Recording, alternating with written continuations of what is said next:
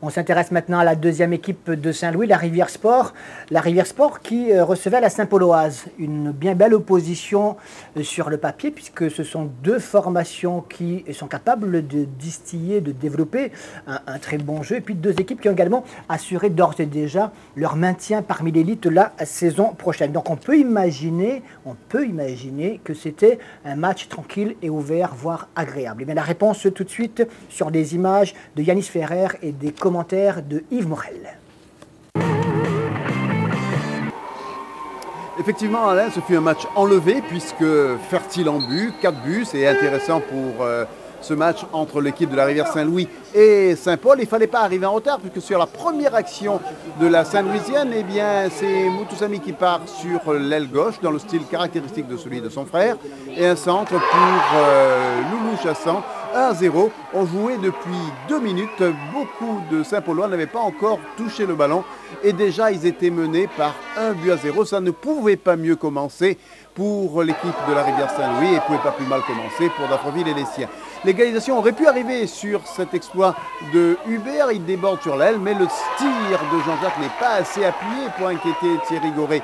Certes, Jean-Jacques était déséquilibré, mais enfin, Thierry Goré n'est pas le premier venu. Et puis, l'équipe de la Rivière Saint-Louis continue d'attaquer. 1-1-2 chassant Kondoki. Kondoki qui arrive seul face à Var. Il est un peu gêné par Huguet, certes, mais le grand homme sur cette action, c'est encore Philippe Var, qui décidément s'améliore avec le temps et il détourne le ballon. Mi-temps 1-0 pour l'équipe de la Rivière Saint-Louis. Deuxième période, un but qui va arriver très vite dès la 5e minute de la seconde période. Et c'est Chamand qui, au terme d'un coup franc et d'un tir du droit très tendu, ne laisse aucune chance à Philippe Var. Un but qu'on va revoir au ralenti. Mais on se dit qu'à 2-0, ce serait alors très difficile à l'équipe de Saint-Paul de revenir à la marque, car l'équipe de Saint-Louis, a priori, monopolisait le jeu. Mais Saint-Paul ne se laissera pas aller. Et sur l'action suivante, c'est Waro qui lance Falaris. Duel entre Falaris et Goré remporté par Mado. Et l'équipe de Saint-Paul qui revient à 2-1. Alors tout est possible, y compris l'égalisation. Et on croit voir cette égalisation sur cette nouvelle action de Waro. Un centre pour Mado Falaris toujours. Le tir de la tête passe juste à côté des buts de Goré. Mais on voit que les Saint-Paulois peuvent revenir au score. Et Loulou Chassan rate, j'allais dire, eh bien, le break. Mais c'est encore Philippe Var qui est sur le ballon. Et l'égalisation saint-pauloise va intervenir sur l'action suivante avec un pénalty qui sera sifflé par M. Bossé après cette faute de Edmond sur Dieudonné, l'attaquant de l'équipe de Saint-Paul. L'action se situe dans les 18 mètres. Faute ou pas, Mercher ne s'embarrasse pas de fioriture et trompe Goré qui était pourtant bien parti. 2-2, ce sera le score final. Et pourtant, sur la fin de la rencontre, les Saint-Paulois allaient encore avoir 2 autres occasions pour remporter ce match. Tout d'abord, ce coup franc de Jean-Jacques. Certes, Goré est sur la trajectoire et des 2 points arrive à dévier le ballon. Pourtant, c'était un coup franc de Dieudonné. Et là, c'est la tête de Nicolas Waro, un peu comme celle de Falaris. Ça passe à côté. 2-2, c'est le score final. Vous êtes un petit peu déçu ce soir?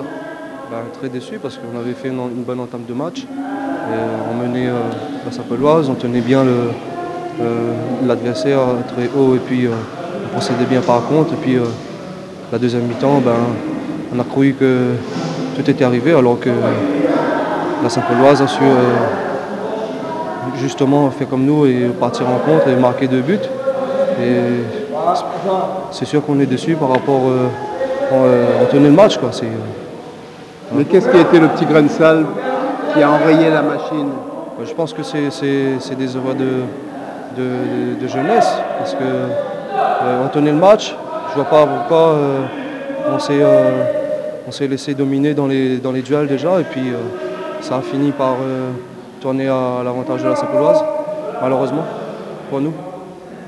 Alors, vous êtes l'équipier modèle de Saint-Paul, et Pascal Desfours nous dit régulièrement que vous faites une saison en tout point exemplaire. Ouais, c'est vrai qu'on a bien commencé la saison au début, mais là, le championnat est presque fini. On a la coupe, on va voir pour la coupe.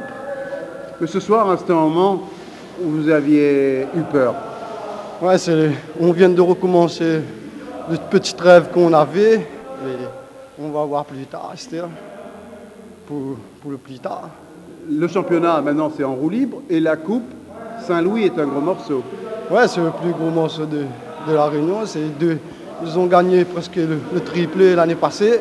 Et cette année, il va défendre les titres, mais nous serons là pour les défendre, pour essayer de jouer le compte. En tout cas, ce soir, on a assisté, on peut dire, à deux matchs tout à fait différents, ou deux mi-temps différents. D'un côté, une Rivière Sport qui a dominé son sujet au cours de la première période et qui aurait pu même marquer plus que 2 buts. Et puis, tout d'un coup, renversement total de situation. Bertrand Falaris qui passe par là, et puis un pénalty égalisateur. Bref, la Saint-Pauloise qui revient dans le match et qui aurait même pu, qui sait, l'emporter. Mais enfin, c'est la loi du sport. À force de jouer avec le feu en première mi-temps, comme l'a fait la Rivière Sport, eh bien, elle s'est brûlée et le match nul est somme toute équitable.